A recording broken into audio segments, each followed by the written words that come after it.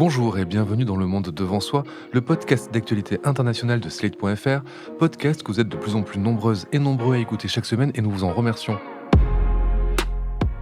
Je suis Christophe Caron et je suis en compagnie de Jean-Marie Colombani, directeur de publication de Slate. Bonjour Jean-Marie. Bonjour Christophe. Et d'Alain Frachon, éditorialiste au Monde et spécialiste des questions internationales, de retour de Kiev où vous avez passé quelques jours. Bonjour Alain. Bonjour Christophe.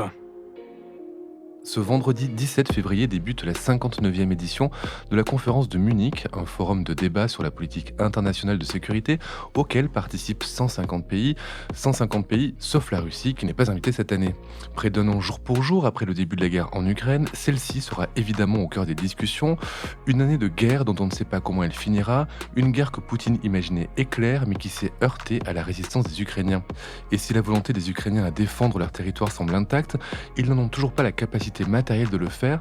Alain, vous qui rentrez d'Ukraine, vous avez senti la détermination d'un peuple pour qui il n'est pas question de céder un mètre carré à Moscou. D'abord, soyons modestes, j'ai passé 5 jours à Kiev. Le front est assez loin, y compris le front nord et le front est, qui est le plus important, est encore plus loin. Si vous voulez, Kiev est une ville qui travaille autant que possible, normalement, en dépit des alertes et des attaques de missiles de temps à autre. Que ce soit dans les conversations privées avec les gens que vous pouvez rencontrer à Kiev, à l'université, ou bien dans les conversations avec des responsables publics, vous retrouvez partout le même sentiment. La perception est celle de Kiev, la perception est celle de l'Ukraine. Ils n'ont pas le sentiment qu'ils vont se lancer à l'offensive contre la Russie. Ils sont toujours dans une guerre défensive. Et c'est bien ce qu'ils vivent, et ils savent pourquoi. Ils vous égrènent constamment les 4 raisons qui expliquent pourquoi ils veulent reprendre le territoire que la Russie a occupé depuis 2014 et la partie qu'elle occupe depuis le 24 février dernier aussi. C'est une façon de ressentir les choses, d'abord beaucoup plus directe que nous, et ensuite, à mon avis, beaucoup plus conforme à la réalité. Depuis le 22 janvier à peu près, il y a quelques semaines donc, la Russie mène son offensive. Elle est à l'offensive en ce moment, sur à peu près toute la longueur du front Est, du front oriental, mais elle tire aussi, plus au nord, sur la ville de Kharkiv, tous les jours, ou au minimum toutes les semaines, une vingtaine ou une trentaine de missiles sur la ville de Kharkiv. Et quant aux offensives sur le front, eh bien, elles ressemblent, vous savez, à ces guerres de position. C'est-à-dire que les Russes, de temps en temps, au sud, prennent 500 mètres, je dis bien 500 mètres, avec un coût humain qui stupéfie les militaires ukrainiens eux-mêmes. Vous pouvez avoir une offensive russe de 24 heures où il y a 800 morts côté russe. Et de temps en temps, ils prennent du terrain, mais de temps en temps aussi, ils reculent. Par exemple, la semaine dernière, toujours sur ce front Est, ils ont reculé de 2 kilomètres à tel endroit. Puis demain, ils progresseront un peu. Mais grosso modo, leur offensive, pour le moment, se heurte à la résistance de l'armée ukrainienne, une résistance qui apparaît sans faille tout le long de ce front oriental. Et on ne peut pas appeler ça la préparation d'une offensive ukrainienne. Je pense qu'il y a eu une hystérisation complètement folle de cette question de chars d'assaut ou d'avions de chasse qui allaient bientôt venir, alors on ne sait pas trop quand. Oui, pour contextualiser, il y avait quelques voix qui s'élevaient pour expliquer que la fourniture de ces éléments, de ces chars d'assaut, de ces matériels militaires par les Occidentaux, nous mettrait en statut de co-belligérant et en fait serait une menace contre la Russie. En fait, toutes ces armes-là sont faites pour se défendre et pour défendre un territoire agressé par Moscou. Écoutez, j'en retiens 2 choses. Rien ne nous donne le statut de co-belligérant. Vous avez en droit international parfaitement le droit de fournir des armes à un pays qui est envahi par un autre pays. Ça, c'est le premier point. Et le deuxième point, ce que font les Ukrainiens pour le moment relève de la défense de leur territoire et non pas d'une offensive contre la Russie. Et vous avez même cette situation stratégique assez paradoxale qui est que les Ukrainiens s'interdisent et ceux qui leur fournissent des armes leur interdisent de tirer sur le territoire de la Russie, y compris sur les concentrations de troupes que la Russie un jour ou l'autre va lancer à l'assaut de l'Ukraine, ils s'interdisent de tirer. La Russie ne s'interdit pas de tirer sur son voisin. Voilà deux éléments simples. Un, sur la co-belligérance. Non, nous ne sommes pas co-belligérants. Et deux, voilà une situation stratégique qui, sur le plan moral ou même simplement stratégique, est très originale. Ce qui est intéressant de noter aussi, c'est que les porte-paroles russes, notamment en France, les porte-paroles de l'ambassade russe, continuent d'expliquer froidement que la Russie répond à une attaque. Ils ne pouvaient pas faire autrement parce que la Russie était attaquée par l'Ukraine, donc il fallait absolument se défendre. Donc on est toujours dans un mensonge complet, mais qui fonctionne dans un certain nombre de cercles. Et c'est intéressant de confronter ce qui se passe ici avec ce qu'a vécu Alain à Kiev, parce qu'ici, on en est à un point où ce qui était sensible ces jours-ci, c'était l'inquiétude, notamment inquiétude à l'Élysée, sur la situation militaire, sur le thème, bien l'offensive russe va se déployer, puisque tout le monde l'attend autour de la date anniversaire du 24 février, parce que les images satellites montrent en effet des concentrations de blindés, d'avions, de troupes dans des zones qui sont limitrophes du front ou bien au-delà de la frontière. Et donc, cette offensive russe va nous montrer un Ukraine sur la défensive, mais qui sera peut-être enfoncée et qui sera peut-être en difficulté. Et si l'Ukraine est en difficulté, dit-on toujours ici, eh bien à ce moment-là, l'opinion pourrait considérer qu'il faut peut-être arrêter les frais et cesser de les armer pour enfin négocier, obtenir une négociation. Si négociation il devait y avoir, d'ailleurs, ça se reviendrait à enregistrer les gains de territoire qu'a opéré Vladimir Poutine par la force. Donc ce serait évidemment une catastrophe pour, j'allais dire, pas seulement pour les Ukrainiens, mais pour tous les Européens, pour quiconque. Alors vous faisiez allusion tout à l'heure à la conférence de Munich sur la sécurité, mais c'est dans cette enceinte qu'il y a quelques années, Vladimir Poutine avait exposé sa doctrine qui était clairement le retour à l'impérialisme, clairement une doctrine impériale. Tout le monde en avait parlé, mais ça n'avait pas détourné nos dirigeants de l'obsession de tendre la main à Poutine. Donc au commencement de nos erreurs d'analyse, il y a bien cela, il y a bien cette complaisance vis-à-vis de la Russie, parce qu'on voulait voir dans la Russie un partenaire d'avenir, un partenaire de long terme, notamment sur le plan économique, aussi bien sur le plan de l'approvisionnement en énergie, que même pour certains autres pays, sur le plan alimentaire. Donc voilà. Ce qui n'est plus le cas pour la France, d'ailleurs. Maintenant, c'est fini, cette main tendue de Macron à Poutine. Oui, c'est enfin clarifié de la part d'Emmanuel Macron, même s'il va continuer de parler au téléphone avec Vladimir Poutine. Donc voilà, il y a ce climat-là aujourd'hui sur les Ukrainiens vont certainement être sur le recul, vont certainement subir des pertes parce que les Russes vont se déployer plus fortement qu'ils ne l'avaient fait auparavant. Et donc, quid de nos opinions? Alors que si on va un peu plus à l'est, on a évidemment un sentiment très différent. Je pense à la Pologne, je pense aussi aux pays baltes. Et puis Alain nous donnait le récit de la perception qu'on peut avoir à Kiev, qui n'est pas vraiment celle-là. Parce qu'on parle de la détermination des Ukrainiens, on parle de cette éventuelle offensive russe, mais ce qui manque aux Ukrainiens, c'est le matériel promis. Pour l'instant, il n'arrivera pas avant le printemps, si j'ai bien compris. Oui, et même, bon, c'est peut-être une date que seuls les experts militaires qui entraînent des équipages ukrainiens sur les chars, voire sur de nouveaux avions de chasse, pourraient nous dire. Ça ne se fait pas du jour au lendemain, bien sûr, qu'il s'agisse de chars d'assaut, de chars lourds dont on avait parlé il y a quelques semaines ici, ou de chasseurs bombardiers. Et donc il y a eu une sorte d'hystérie. On franchit encore une ligne rouge dans l'armement que l'on fournit aux Ukrainiens. Mais ces lignes rouges qui sont franchies sont le résultat de lignes rouges franchies par les Russes, pas par les Ukrainiens. Ce n'est pas les Ukrainiens qui franchissent des lignes rouges, ce ne sont pas les Occidentaux non plus qui franchissent des lignes rouges. C'est le déroulement de la guerre. La guerre, c'est comme ça. Et celui qui a déclenché la guerre, c'est bien Vladimir Poutine. Il l'avait laissé entendre dans son discours de 2007 à la conférence de Munich. Il a commencé à le mettre en œuvre en 2008 en Géorgie, en prenant une partie de 2 morceaux du territoire géorgien, puis en 2014, en annexant la Crimée et en installant des forces forces séparatistes ou en armant, en équipant et en aidant immédiatement des forces séparatistes dans l'est du pays, dans ce qu'on appelle le Donbass. Et c'est à partir de ce qu'ils appellent cet héritage-là, héritage qui n'a pas eu de prix pour Vladimir Poutine, c'est-à-dire qu'ils comprennent très bien, et ils se reprochent des choses aussi à cet égard, que Poutine pouvait avoir le sentiment d'une impunité le 24 février 2022, puisqu'il n'y avait quasiment pas eu de réaction occidentale ou autre à la suite de cette série d'épisodes où Poutine a commencé à grignoter des territoires qui ne lui appartenaient pas.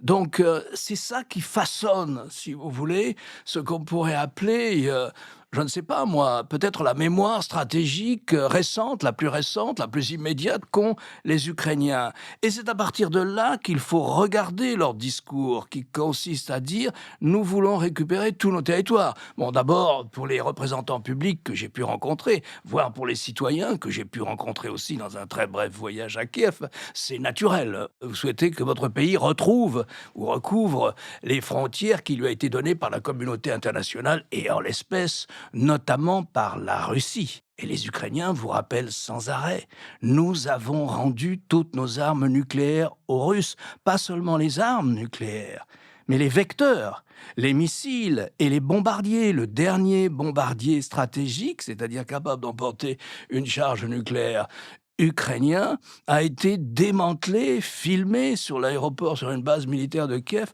en 2006. Donc ils disent, nous avons tout rendu, non seulement les ogives, mais aussi les vecteurs. En contrepartie de quoi la Russie s'est engagée devant tout le monde et sur document à respecter et même à défendre les frontières de l'Ukraine. Et donc, voilà ce qui façonne leur mentalité stratégique. Et voilà ce qui explique ce qu'ils entendent par récupérer nos frontières. Ce n'est pas être particulièrement va-t-en-guerre. C'est simplement, voilà ce qu'on ressent quand on est un Ukrainien.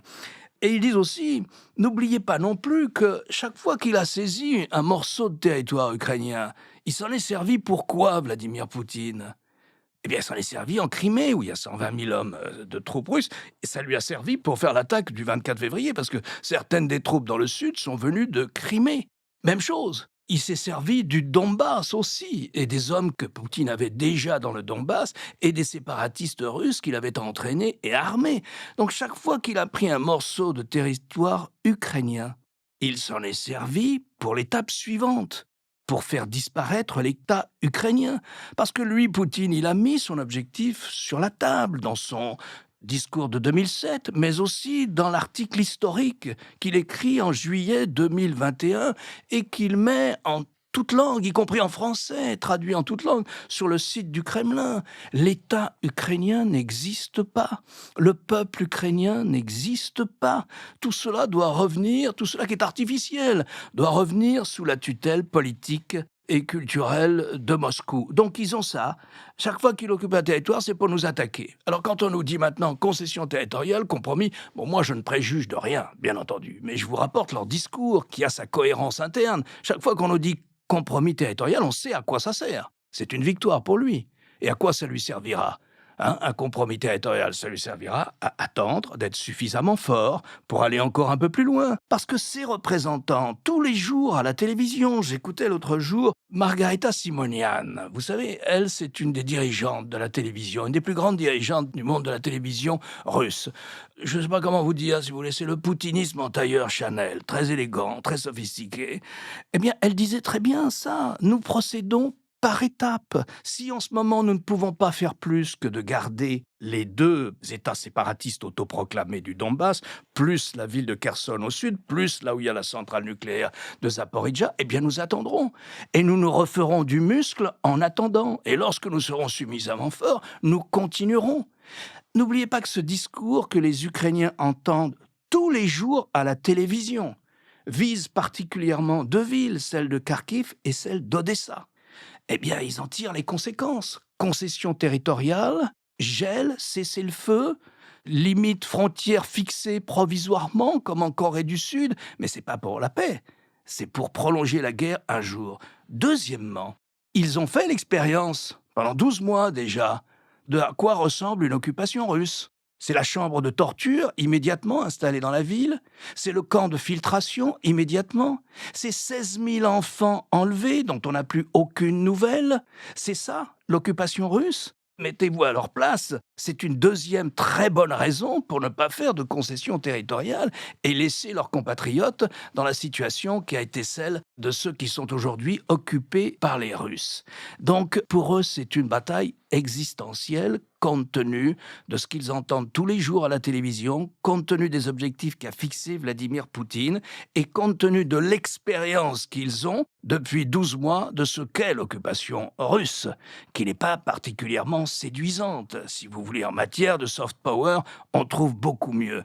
Et donc, c'est cette accumulation de tragédies et de réalités sur le terrain qui façonne la vision stratégique de l'Ukraine et des Ukrainiens, qu'ils appartiennent à la politique ou non. Moi, je ne préjuge pas de ce que sera la solution. C'est pas à nous de porter un jugement sur les concessions, les compromis. Je n'en sais rien, il y en aura. Je leur souhaite d'arrêter la guerre. Mais voilà ce qu'ils vous disent tranquillement et de manière assez fondée sur ce que eux ils vivent en tout cas. Alors, ceux qui comprennent le mieux cette stratégie, ce sont nos amis et voisins de l'Est, c'est-à-dire les pays baltes, la Pologne, la Tchéquie, la Slovaquie, la Roumanie, parce qu'ils ont absolument en tête cette idée que ce sont des étapes pour Vladimir Poutine. Il y a deux aspects. Il y a d'une part les zones où il y a des russophones, donc ça concerne les pays baltes. Je crois que c'est la Lettonie qui a à peu près 40% de sa population qui est russophone.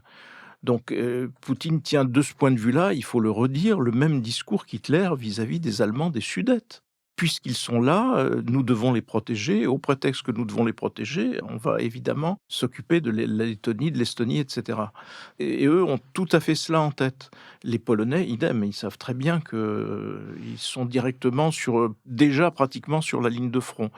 Et ce qui est très perturbant, c'est que résiste à cette évidence un certain nombre de bons esprits dans nos pays, notamment en France, pour considérer qu'après tout, voilà, mais l'Ukraine, est-ce que ça a jamais vraiment existé? Est-ce que les Russes ne sont pas chez eux à Kiev, ainsi de suite. Ensuite, il y a l'argument qu'évoquait tout à l'heure Alain, et qui est ce paradoxe, qui est que l'impunité de la Russie tient au fait qu'elle a l'arme nucléaire. Donc, au prétexte qu'elle a l'arme nucléaire, elle interdit aux Ukrainiens de frapper en Russie. Donc vous avez des tirs de missiles qui sont à 30 ou 40 kilomètres de la frontière ukrainienne, qui tirent depuis le territoire russe et qui vous détruisent, mais vous n'avez pas le droit, vous, d'aller les détruire parce qu'ils sont en territoire russe. Et ça, c'est à la fois un avantage sur le plan militaire et une aberration totale, parce que au nom de quoi on prive les Ukrainiens de cette capacité? Or, on les prive de cette capacité de réponse, puisque ce que l'on disait, ce qui était dit dans les discussions autour des avions de chasse, c'est qu'on prendrait la précaution d'éviter que les Ukrainiens ne s'en servent pour aller balancer quelques missiles sur le territoire de la Russie. Donc c'est tout cela qui est en jeu, qui est en mouvement, et qui n'augure pas de bon lendemain, parce que regardons la Moldavie aujourd'hui. La Moldavie semble évidemment la prochaine cible, avec à la télévision russe, comme l'évoquait Alain tout à l'heure, l'exposition très claire du fait que c'est un gouvernement malfaisant. Mais c'est dit textuellement, parce qu'il regarde vers l'Europe et qu'il faut donc installer en Moldavie un gouvernement qui regarde vers la Russie et qui se plie à nouveau à la domination russe. Oui, il y a l'inquiétude actuellement d'un putsch en Moldavie en faveur d'un pouvoir à la botte du Kremlin. C'est tout cela qui est en jeu. Donc je pense qu'il faut quand même avoir conscience de la gravité des choses et du fait qu'on a 1000 fois raison de ne pas céder et de continuer d'armer l'Ukraine autant qu'il est possible, même si en effet les armements sont lents. Et une des stupéfactions d'ailleurs que l'on peut avoir, c'est qu'il y a une utilisation massive de munitions.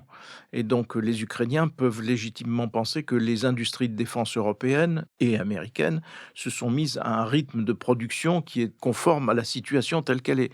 Or non, il y a beaucoup plus de demandes de munitions qu'il n'y a d'offres ou de possibilités d'offres, aussi bien côté américain, côté européen. Nos industries continuent à tourner tranquillement, et donc il y a aussi ce décalage-là qui peut être... On a une marge de progression sur cette production ? Certainement, si on les tourne vers des rythmes et des modes de production qui sont liés, en effet, à ce que Emmanuel Macron a dit un jour sur l'économie de guerre, mais l'économie de guerre n'est installée nulle part, en tout cas nulle part en Occident. Donc ça aussi, ça peut être un désavantage et un handicap pour les Ukrainiens. Je vous confirme, elle est à 35% de russophones en Lettonie. Je voulais revenir, vous avez beaucoup dit les Ukrainiens, mais quels sont les rapports entre les Ukrainiens et le gouvernement ukrainien? Est-ce que tout le monde est derrière Zelensky?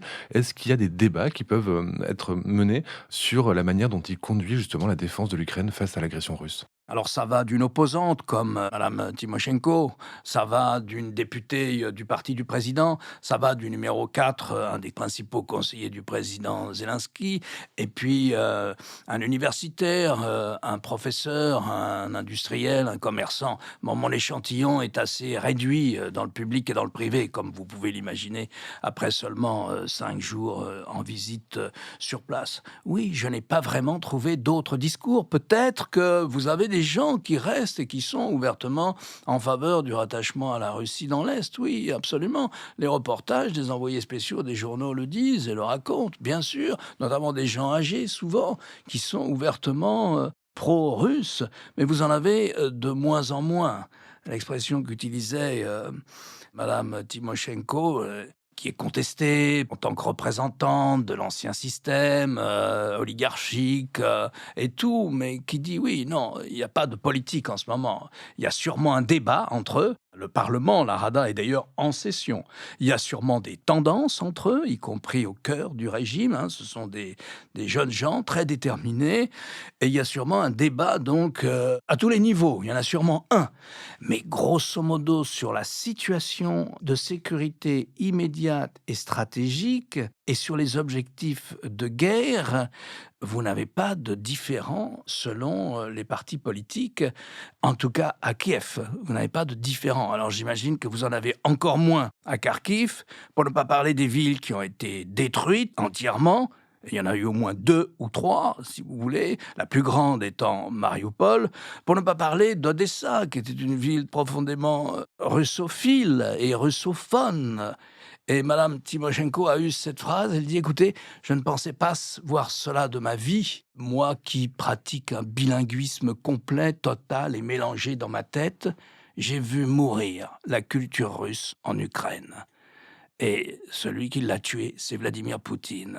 Et en revanche, vous avez un discours, là, qualifié de provincialiste, vous avez un discours, oui, je mets mon point d'honneur maintenant à ne plus parler qu'ukrainien. Ça, vous avez énormément de gens qui vous disent cela. J'ai été voir un grand éditeur, probablement le plus grand éditeur de livres d'histoire à Kiev, et qui m'a tenu ce langage. Oui, en ce moment, mon travail consiste essentiellement à faire traduire des grands textes en ukrainien. Donc absolument, ça, vous avez ça, si vous voulez... Pour continuer à répondre à votre question, est-ce qu'il y a unanimité derrière le président Zelensky et derrière ce point de vue sur la sécurité, ce point de vue stratégique sur ce que doit faire le pays? Les gens vous disent qu'il s'agisse de gens qui appartiennent à l'opposition ou qu'il s'agisse de gens qui sont dans le parti du président Zelensky, les gens vous disent oui, nous avons le moral et oui, l'état d'esprit est très combatif, même après 1 an de guerre. Ils précisent qu'ils ne savent pas à quoi ça ressemblera dans 1 an, bien sûr. Et il n'y en a aucun qui se réjouit à l'idée d'entrer dans une guerre longue, bien entendu, évidemment. Tout ça est humain, mais bon, pour autant qu'on puisse prendre la mesure de ce qu'on capte au micro-trottoir, et il faut bien appeler ça par son nom, c'est du micro-trottoir, il ne m'a pas semblé que leur moral était défaillant.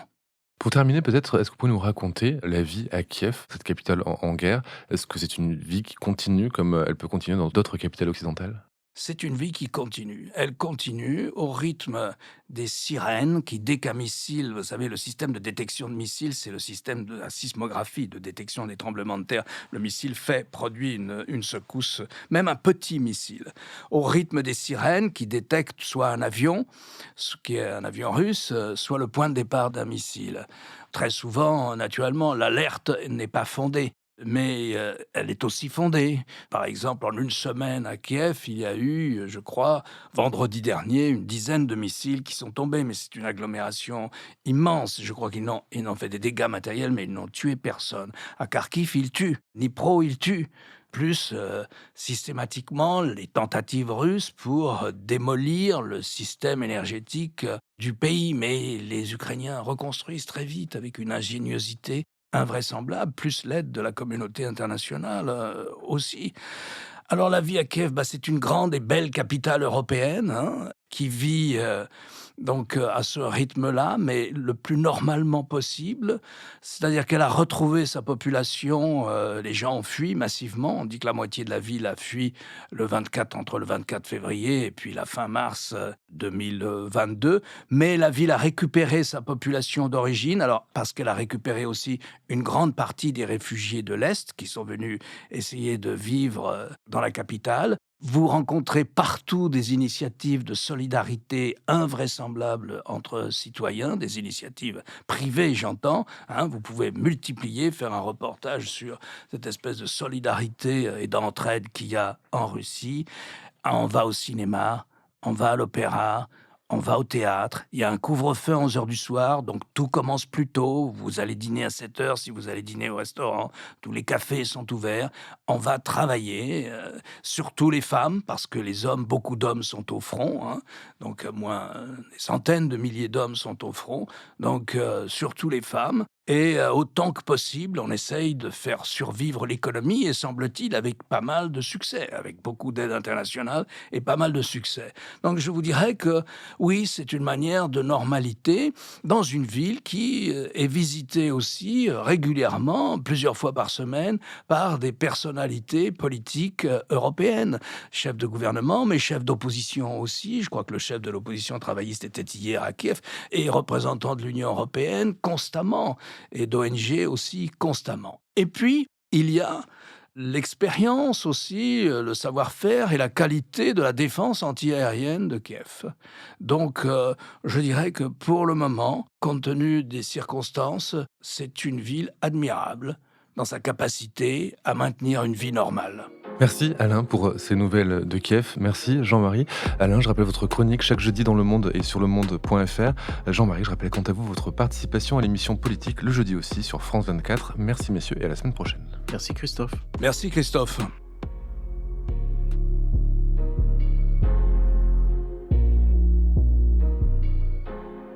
Retrouvez Le Monde devant soi chaque vendredi sur slate.fr ou votre plateforme de podcast préférée.